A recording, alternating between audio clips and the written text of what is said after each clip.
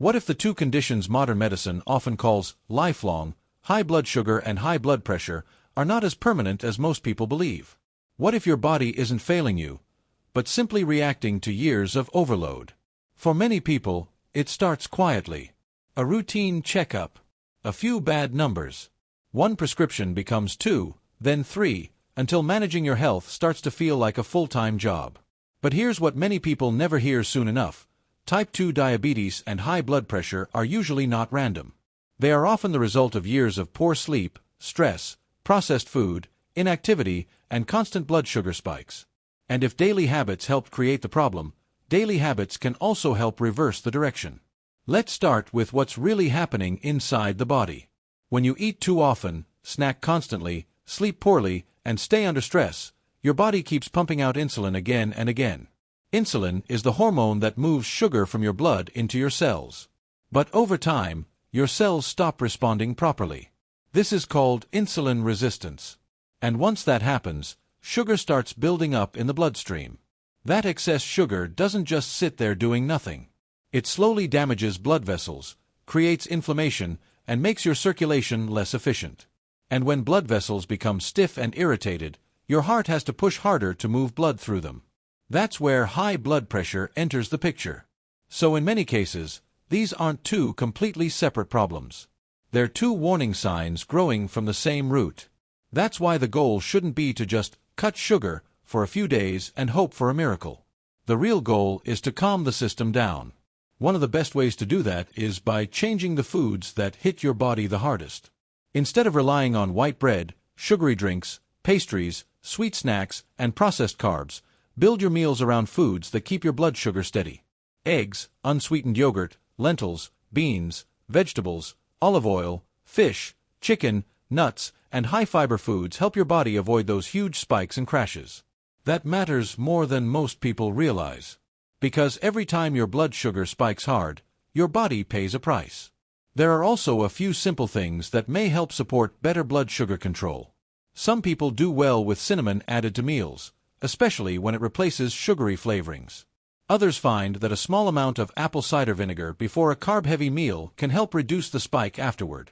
These aren't miracle cures, but they can support a healthier routine when used consistently and sensibly. And consistency is the real secret. Most health problems don't come from one bad day.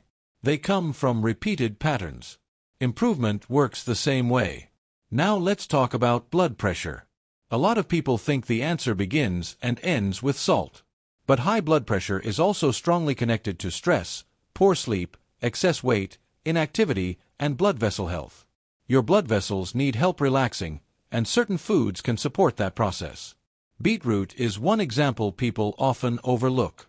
It contains natural compounds that may help the body produce nitric oxide, which helps blood vessels relax and widen. Leafy greens, parsley, celery, magnesium-rich foods, and potassium-rich foods can also support healthier circulation. Not as a magic fix, but as part of a bigger recovery pattern. One of the most powerful habits for both blood sugar and blood pressure is surprisingly simple. Stop eating all day long. Most people never give their body a real break.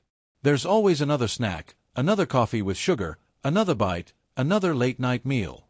And when that happens, insulin stays elevated for too long. That's why meal timing matters. Giving your body a longer break between meals can help improve insulin sensitivity and reduce metabolic stress. You don't need to do anything extreme.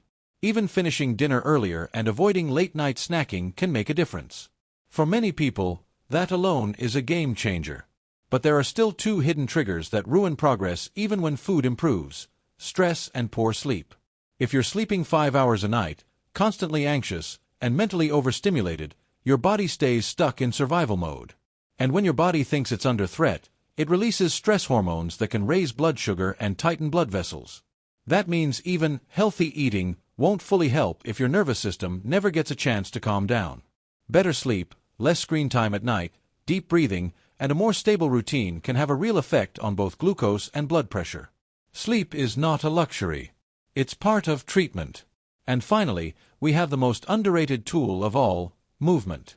Not extreme workouts. Not suffering. Just movement. A simple walk after meals can help your muscles use blood sugar more effectively.